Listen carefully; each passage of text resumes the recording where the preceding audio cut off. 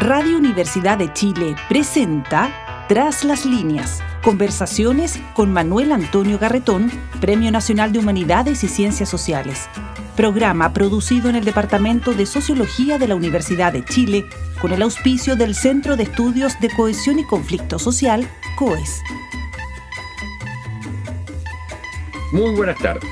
Bienvenidos y bienvenidas a Tras las líneas, el programa semanal del Departamento de Sociología de la Universidad de Chile con auspicio del Centro de Estudios de Cohesión y Conflicto Social, el COES, en que revisamos los problemas que nos preocupan como sociedad, como personas, como humanidad, desde la perspectiva de las ciencias sociales.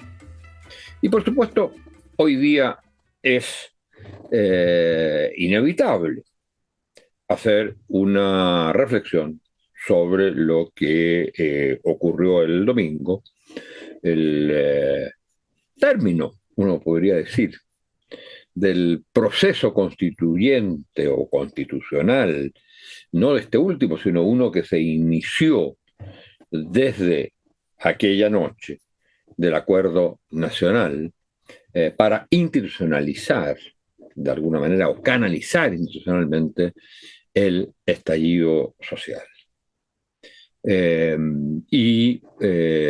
Esa fue la respuesta del mundo político e institucional, de los distintos sectores, por supuesto con algunos que no estaban en eso y que lo rechazaron, pero que llamaba a la ciudadanía a resolver lo que se consideraba que era la causa de todos los problemas que estaba viviendo la sociedad, que era el ordenamiento constitucional, la manera como se organizaba la sociedad a partir de la constitución heredada de la dictadura militar, pero que había sido modificada con muchos aspectos significativos en distintos momentos y sobre todo durante el gobierno de Ricardo Lagos.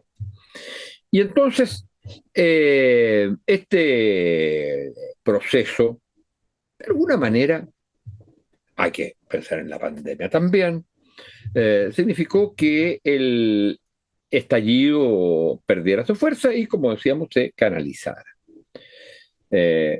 Hubo dos momentos importantes. Uno, lo que podríamos llamar el primer proceso constituyente, el primero, en que los sectores que se habían movilizado en el estallido fueron los dominantes en la Convención Constitucional y dieron a luz una constitución, un proyecto de constitución que fue llevado a plebiscito y rechazado por una gran mayoría. Y eso dio origen, como todos sabemos, ¿no es cierto?, a un nuevo proceso constituyente, que esta vez fue organizado y liderado por los sectores de derecha, a diferencia de lo que había sido el anterior, que había sido hegemonizado por fuerzas por fuerzas sociales, pero también por sectores de izquierda. Y esta vez este proceso contó con un consejo de expertos que llegó a un consenso y a una propuesta unánime que pasó al Consejo, un comité de expertos que produjo esto, y pasó al Consejo Constitucional, donde había una fuerza de derecha, y sobre todo de la derecha más dura, de la derecha republicana, que impuso sus términos y dio a luz un proyecto de derecha. Como uno podría decir que el anterior era un proyecto identitario de izquierda, y este fue un proyecto de derecha. Y el resultado fue más o menos el mismo. Hubo un rechazo muy importante de la población, de la ciudadanía. De modo que termina un momento, un ciclo de mucha, digamos, relevancia. Y la pregunta es, bueno, ¿y qué viene ahora? ¿Viene la política de siempre? ¿Se mantiene, como ha quedado claro en estos dos procesos, se va a mantener un país enteramente dividido, que no puede llegar a acuerdos, dividido entre, por supuesto, una derecha y una centroizquierda a nivel político, pero también muy segmentado a nivel de la sociedad? Entonces la pregunta ¿es necesario volver a pensar en cómo se retoma un proceso de transformación del orden social heredado de la dictadura, aunque transformado durante los gobiernos de concertación? ¿O hay que pensar la política de manera distinta, solamente pensando en la resolución de problemas que hoy día enfrenta la gente? Bueno, para conversar de esto, estamos con uno de los más destacados investigadores, académicos, intelectuales y también políticos sobre los temas constitucionales de últimos años, que ha tenido una activa participación en un momento, pero que tiene siempre la capacidad de la reflexión y el análisis. Es doctor en teoría del derecho por la Universidad de Edimburgo, es profesor de la Universidad de Chile, tiene múltiples libros sobre los temas constitucionales, pero también sobre los temas del modelo económico-social que tenemos y las posibilidades de su cambio. Se trata de Fernando Atri. Fernando, muchas gracias por estar con nosotros. ¿Y cuál es tu primera reacción al momento para analizar luego cuáles son las perspectivas? Bueno, primero que nada, muchas gracias, Manuel Antonio, por esta invitación, que me honra estar aquí conversando contigo. Yo creo que a mí lo que me llama la atención es toda esta afirmación tan categórica de que con lo de ayer el proceso constitucional se cierra y ahora se trata de, de una política orientada a los problemas de las personas. Porque lo que yo diría es que el proceso constitucional, o sea, que yo creo que efectivamente está cerrado. De hecho, yo creo que en realidad el proceso constituyente propiamente tal se cerró el 4 de septiembre. Pero eso da lo mismo ahora. Se entendió, bueno, tú algo explicabas, como la respuesta a un problema. Y el problema era que la progresiva, lo que yo creo que uno debe describir como la progresiva deslegitimación de la política institucional, había llegado a un punto crítico con el estallido, ¿no? Antes de eso se intentó enfrentar el problema constitucional, etcétera, no fue posible, y llevó a que la posibilidad de enfrentarlo solo se abrió después de que estallara. Y entonces teníamos un problema y una vía de solución.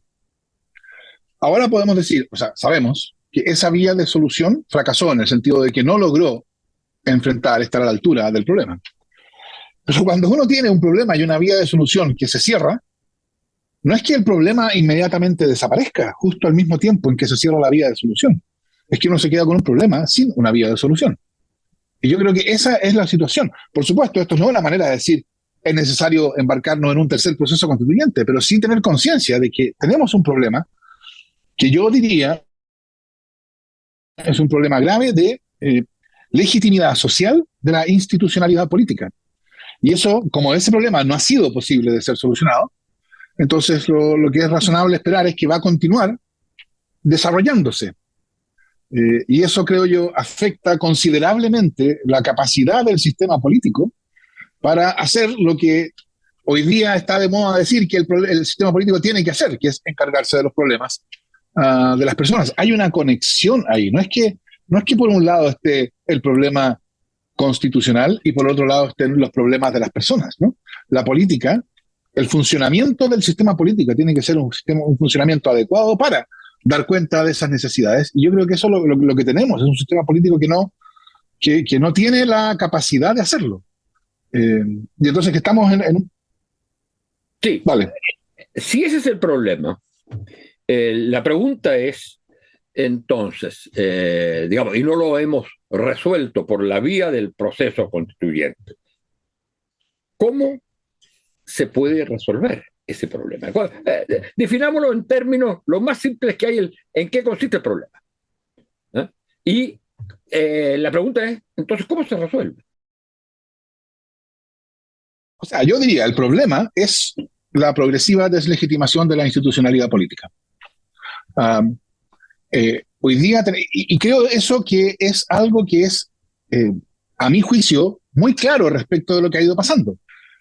Si uno lo piensa, en todas las manifestaciones electorales vinculadas al proceso constituyente, la sociedad en cada caso dijo no, rechazó a la política, a la Constitución de 1980 y la participación de la institucionalidad política, ¿no? El Congreso en el proceso constituyente, en el plebiscito de entrada, rechazó a lo que hoy día se denomina, en una expresión que no me gusta mucho, pero bueno, hay que usarla, a la clase política al votar por independientes en la elección de la convención, rechazó la propuesta de la convención, rechazó de nuevo a la clase política al votar por el Partido Republicano, que logró presentarse, a uno le parece bien o mal, ese es otro tema, pero logró presentarse como outsiders, y volvió a rechazar ayer, el domingo. Entonces tenemos un pueblo que rechaza todo lo que tiene que ver con la institucionalidad política. Ese creo yo es nuestro problema. Pero también, y también rechaza, si uno toma la parte estrictamente de las elecciones presidenciales, también desde hace algún tiempo, ¿no es cierto?, rechaza al que está en el poder. Exacto. O sea, y al mismo tiempo, lo que es extraordinario, creo yo, o lo que es interesante, es que al mismo tiempo de que tú tienes una sociedad que rechaza persistentemente, tienes una política institucional, o entre comillas, clase política, que parecen estar enfrascados en un conflicto de vida o muerte, ¿no? Que es una conflictividad que desde el punto de vista de la sociedad yo creo que es mirada como entre desconcierto e indignación, ¿no? Yo te lo he escuchado a ti esto, tenemos una sociedad entonces que está dividida entre derecha e izquierda por un lado, pero también está dividida entre la clase política y la sociedad. Y esa doble división, creo yo, crea un contexto en que, por ejemplo, si uno pensara, ¿es razonable esperar que el sistema político va a ser capaz de encontrar una manera de avanzar en la discusión sobre pensiones, a pesar de que todos están de acuerdo que es intolerable esto de que se arrastre el tema por más de una década? Lo probable que uno ve ahora es que eso no va a llegar a buen puerto. O si tú piensas la crisis actual del sistema de salud privado, esa es una crisis que se arrastró por 15 años. Fueron 15 años en que se veía venir, se estaba fraguando, ¿no? Y sin embargo el sistema político fue completamente incapaz de enfrentarlo oportunamente.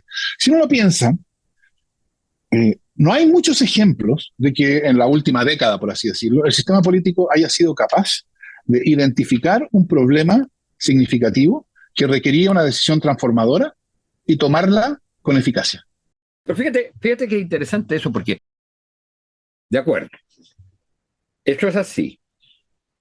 Y eso, si tú dices la última década, de alguna manera no ocurría antes. Y sin embargo, el modo quizás como se resolvía el problema, el modo como actuaba la política, generó su propia pérdida de legitimidad. ¿Por qué se pierde esa legitimidad? ¿Por qué el actuar político de los 20 primeros años post-dictadura tiene una gran legitimidad? ¿Y por qué esa se pierde? No, es decir, es porque precisamente el modo como resolvía los problemas iba haciéndole perder legitimidad. Y resolvía los problemas porque los resolvía. Pero iba haciéndole perder legitimidad porque hay que recordar, y eso es lo más impresionante, es que en esa época todo se resolvía, entre comillas, por consensos.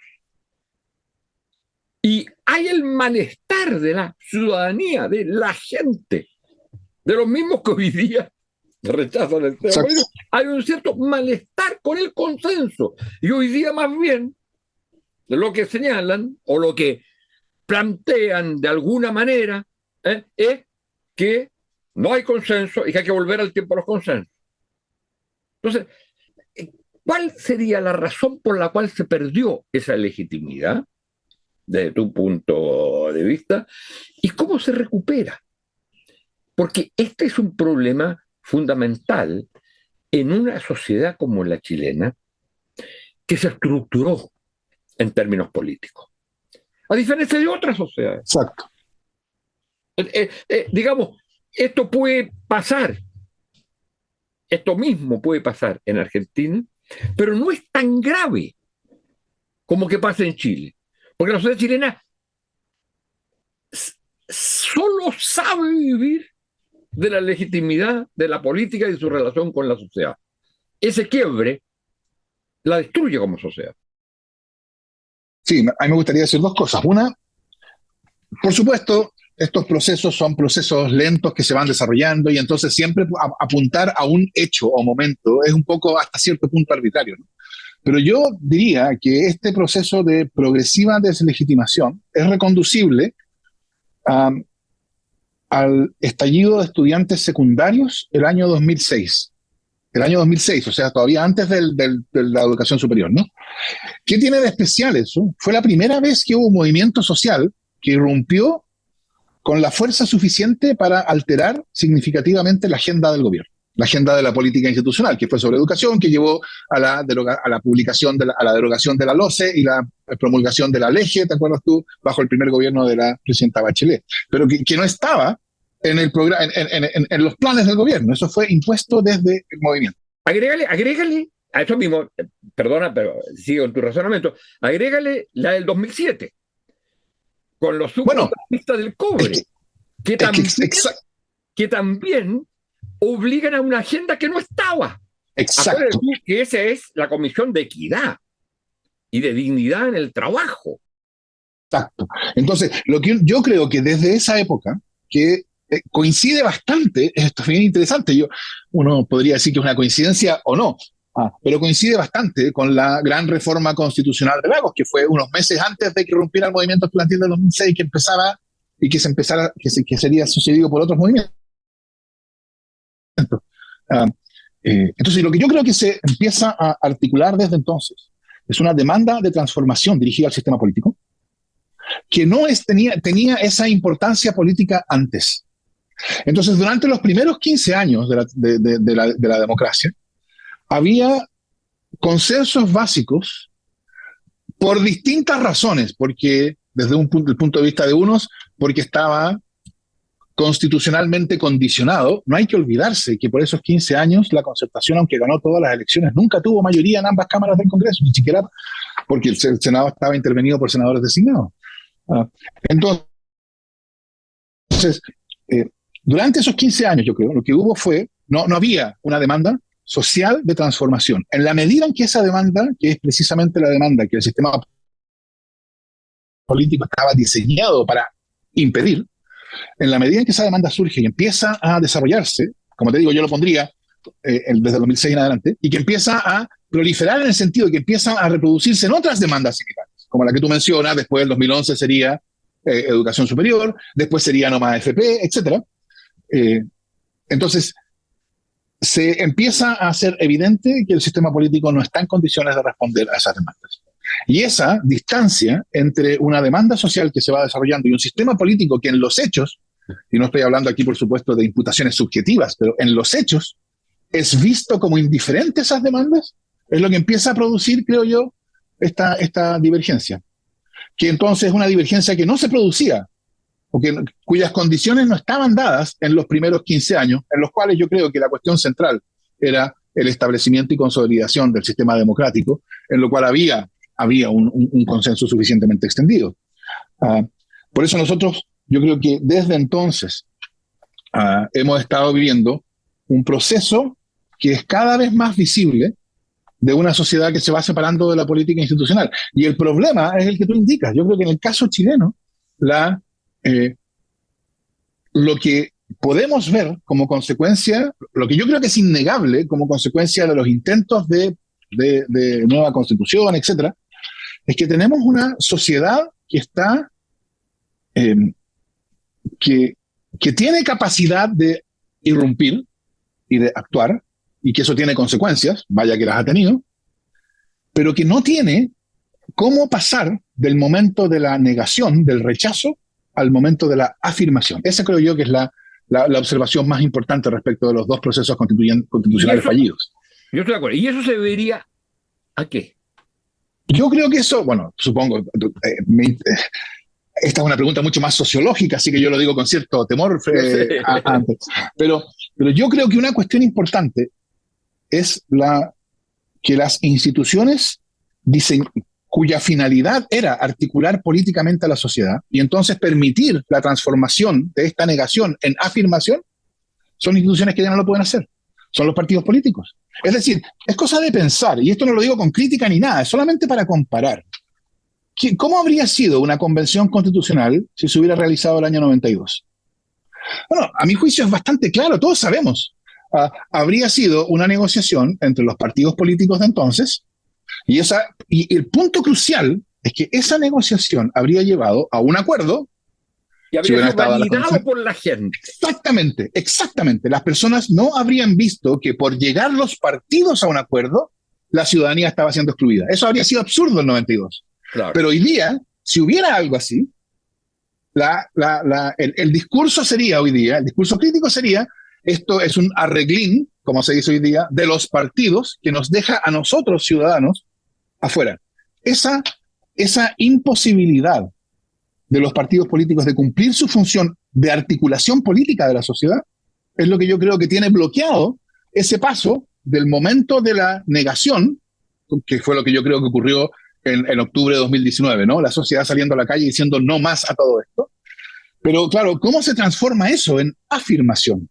Ese es el paso que nosotros tenemos, ese es el link que nos falta.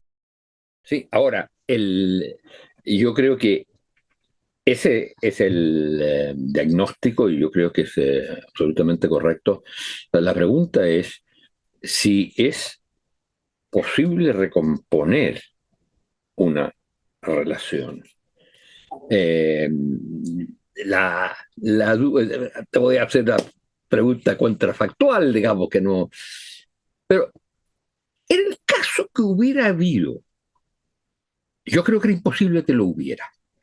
Pero se hubiera habido, y eso por razones distintas, porque el clivaje en la clase política, yo creo que está marcado por la dictadura.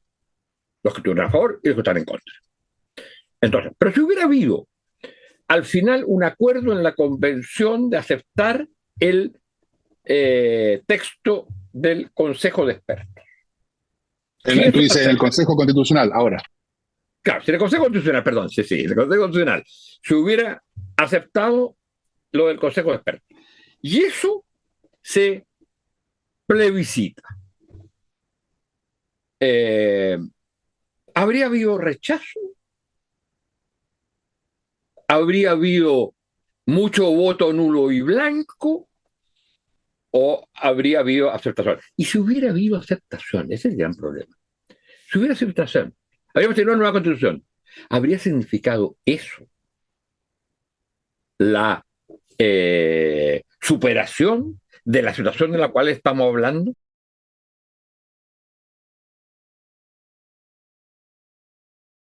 Yo soy bien escéptico respecto de eso, ¿no? O sea, primero que nada, la razón por la cual eso no se produjo no es baladí. Yo creo que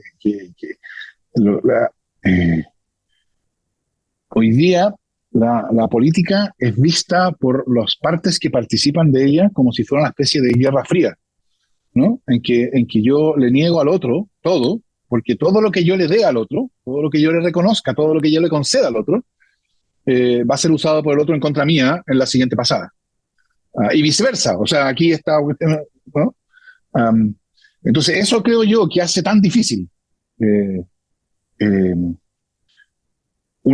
entre comillas, acuerdo. Yo hago una O sea, lo que distinción tú dices entre... es que no era posible que se hubiera, que el Consejo Constitucional hubiera Claro, aprobado y hubiera hecho suyo la propuesta de la Comisión de Expertos. claro. Ahora, yo creo que yo no estoy de acuerdo con quienes dicen que lo que pasó en el Consejo fue lo mismo pero invertido que pasó en la Convención. Yo creo que la razón por la cual la propuesta de la Convención tenía las características que tenía es una razón distinta, porque la diferencia entre la Convención y el Consejo es que en la Convención, y uno podrá tener las opiniones que quiera sobre el resto, pero yo creo que esto es bastante claro. En la Convención estaban incluidas en la discusión constitucional sectores de la sociedad que habían estado siempre excluidas de esa discusión, Así es.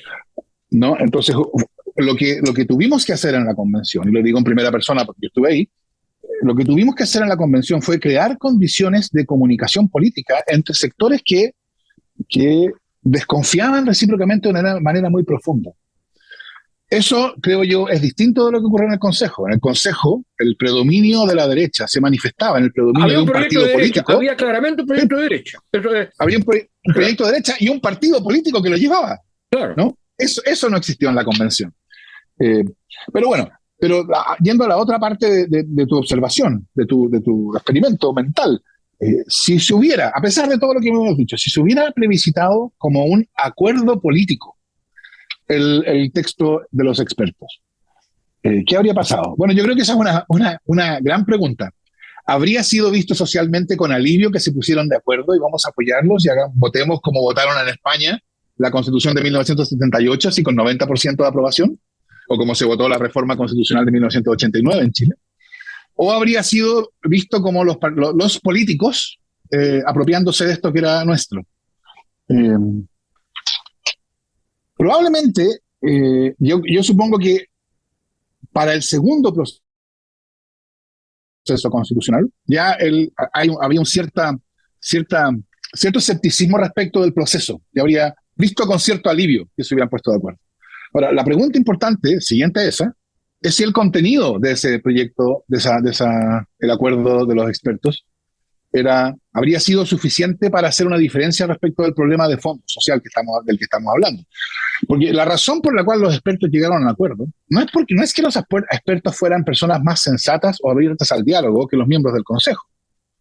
Es que la composición del Consejo implicaba que o había acuerdo o no había propuesta de ellos, ¿no? Es decir, es simplemente los números. Entonces, fue una propuesta, creo yo, que en cuanto a su contenido, era, a mi juicio, demasiado cercana en cuanto a la organización política de lo que tenemos. Yo no estoy seguro que habría sido capaz de llevar a una política más eficaz de la política que conocemos. Y esa es una cuestión interesante. Y yo me la planteaba desde la Convención. A pesar de que tenemos un sistema político que es universalmente reconocido como altamente deficitario, ni en la Convención, con todo lo refundacional que se le acusa de haber sido, ni por cierto en el Consejo hubo disposición a algo más que reformas puntuales a lo que ya existe. No. Nosotros planteamos desde el inicio una solución parlamentarista primero, después formas semipresidencialistas, no hubo espacio para nada de eso, ni siquiera en la Convención. A pesar de que ese sistema político era, en buena medida, el que había llevado al estallido. A ver, pero en la propuesta rechazada, mi impresión, y eso lo saco de lecturas de trabajos tuyos, es que sí había un sistema político distinto. O sea, logramos hacer algunas cuestiones, pero No, yo digo en la propuesta ahora. No. En la propuesta de la convención. de la convención o del consejo. Del consejo, perdón, en la propuesta del consejo. No, en la propuesta del consejo había un sistema político distinto. O sea, había un orden constitucional distinto, eso no cabe ninguna duda. Pero en cuanto a su configuración y normas de funcionamiento, las características del sistema político, presidencialismo, bicameralismo, simetría entre las cámaras, el mismo tipo de relación, o el mismo tipo de relación institucional entre presidente y Congreso, etcétera. No había mucha novedad. No hemos discutido de verdad formas novedosas. O sea, es decir, lo más novedoso fue la posibilidad de introducir una regla de umbral de 5% para acceder a la representación parlamentaria, ¿no? O sea, ese era el gran logro del Consejo Experto y se aguó un poco en la propuesta del Consejo Constitucional porque lo dejaron postergado para el año 30, la elección de 1930, de 2030, etcétera. Pero ese fue el gran logro, es decir, el gran avance en el diseño institucional, aunque todos están de acuerdo que el problema central es lo que Roberto Gargarella llama la sala de máquinas, todos están de acuerdo, lo repiten como una mantra, pero en términos de innovación institucional, lo más significativo era el umbral. Ahora, ¿cómo? Porque tenemos que ir cerrando, pero ¿cómo se sale de esto? Estamos en una situación en que está cancelado por el momento, no el problema sigue subsistiendo, pero está cancelado. Exacto. La manera como se buscaba resolver ese problema de legitimación social de la política.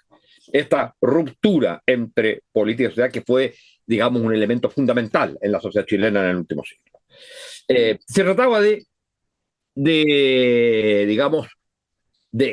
superar eso no se logró superar esa ruptura, eso se mantiene.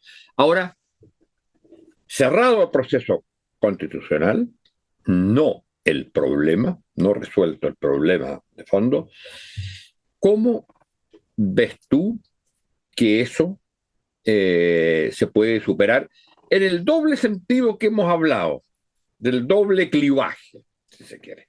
Uno, el clivaje, a mi juicio, generado desde la dictadura entre derecha y centro izquierda, el que se expresó en el sí y en el no, el que se expresó en la votación de Boric con el apoyo de la centro izquierda contra Kast, el que se expresó en... Con los mismos números, como te he escuchado decir a ti. Claro, los mismos números. Bueno, ¿cómo se resuelve ese clivaje, que es de la clase política, pero que de alguna manera yo creo que penetra la sociedad también, pero también después el clivaje del conjunto de la clase política con la sociedad, es decir, la multiplicidad de clivajes, de conflictos, las divisiones que no tienen formas de representación, salvo el movimiento social por sí mismo?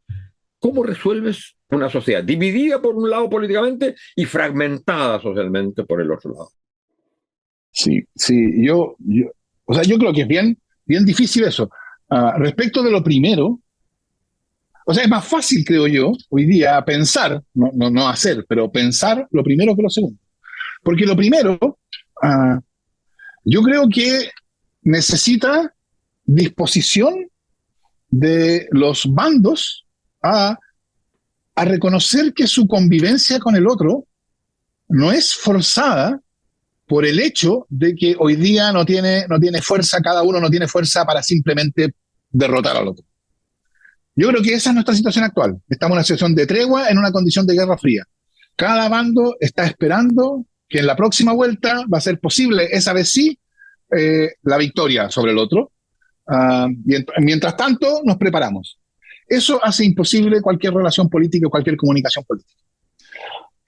Para salir de esa situación, que yo creo que es una situación difícil de salir de ella, lo que se necesita es lo que yo llamaría una suerte de unilateralidades recíprocas, ¿no?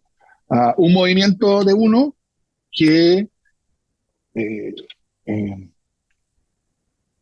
reconozca validez en el otro, con la expectativa de que ese reconocimiento de validez no va a ser aprovechado por el otro para ganar una posición, sino va a ser respondido con un reconocimiento de validez recíproco. ¿Es probable que pase eso?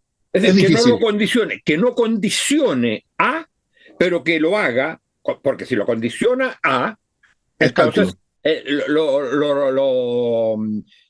claro, piensa es cálculo estratégico. hace el cálculo y no lo hace, digamos. Exacto. Entonces, este concepto de unilateralidad recíproca yo creo que es un concepto interesante, pero el punto es, se da el paso. Yo creo que si uno piensa en la propuesta de hoy del presidente respecto, por ejemplo, a la reforma de pensiones y respecto de otras, que son los puntos nodales, a mi juicio hay eso. Y sin embargo, la respuesta inmediata del mundo de la derecha, o sea, ahí se concedió algo, ya no se puede volver atrás, se cedió algo. Y la derecha dice, no, si es que no retiran el aumento de impuestos y un par de otras cosas. Esa es la razón por la cual es tan difícil salir. Porque ese momento de la, por así decirlo, la primera unilateralidad, se hace en la expectativa de que va a recibir una respuesta del mismo tipo. Pero claro, lo que es probable que ocurra es que la respuesta sea ganar una posición sobre la base de la concesión hecha, ¿no? O sea, yo creo, por ejemplo, que lo que nosotros deberíamos decir desde la izquierda es, nosotros el proceso constituyente nos ha enseñado, hemos aprendido que la capitalización individual es una característica importante del sistema de pensiones chileno.